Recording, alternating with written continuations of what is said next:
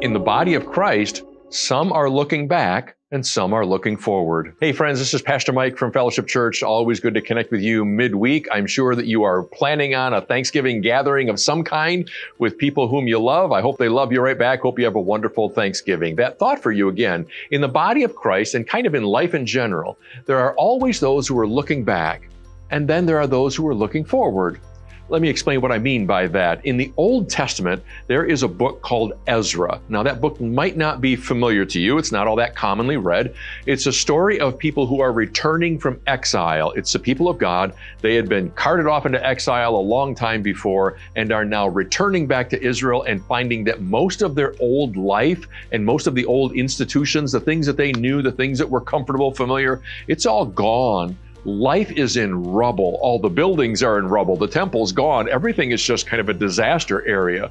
Ezra is a priest. He comes along and helps people rebuild the temple. And there's a real neat story from Ezra chapter 3. I just love the image of this. It says that when they were setting about to rebuild the temple, and they put the cornerstone in place and started building up a foundation, Ezra 3 tells us that there were some people who were crying tears of sorrow and others who were crying tears of joy. Why? Well, because the ones who were crying tears of sorrow were looking back at what once was. They're remembering the old temple and remembering their old life and remembering days when they just had it really good, and they're looking at what they have now and they're shedding tears of sorrow. However, there were also people who were just so glad to be back in Israel, to be back home again. And yes, of course, they're looking at all of the rubble and all the devastation around them.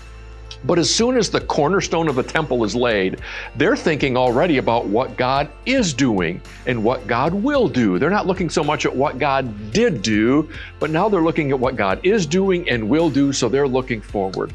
And friends, that gets me thinking about a lot of things, really. Life is sometimes a combination of looking back and looking forward. And big times of the year, like what we're in right now, because by the time you hear this message, we'll be right on the eve of Thanksgiving, and then the holiday season kicks off. And by holidays, I don't mean Black Friday. No, I mean the Advent season and Christmas and all that. It's a time of the year when some are crying tears of sorrow. Why? Well, because their holiday looks very different this year. Or maybe life looks very different this year, and they're looking back and saying, what we once had, we don't have anymore. Maybe there's an empty seat at the table, or maybe there's another loss in life. And so when this season hits, they're crying tears of sorrow, and that's okay. If this is a sorrowful time of the year for you, that's okay.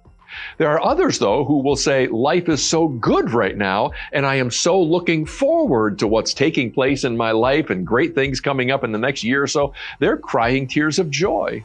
You'll find that in the body of Christ. In the body of Christ, in every church family, there are always those who are looking back and those who are looking forward.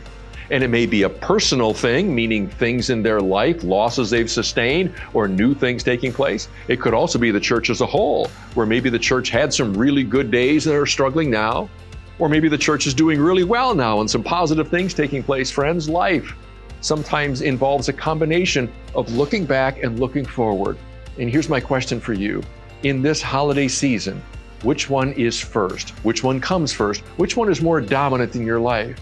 Is this a season where you're looking back and thinking of what you've lost?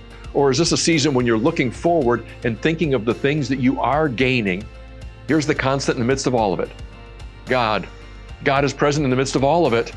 Because God was present in Israel when they had their really good days. God was still present with them when they were in exile, and God was going to be present and was fulfilling promises for them as they were looking forward. God was the one constant in all of that season of life kind of thing, friends.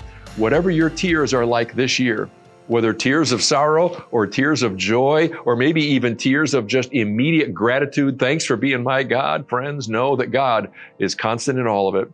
And may He be constant with you and your family in this holiday season. I hope that resonates with you. Hope it makes sense. It certainly has been something I've been thinking about and thinking about Ezra 3 and where I'm at in my life and where our church is at. I hope it makes sense to you.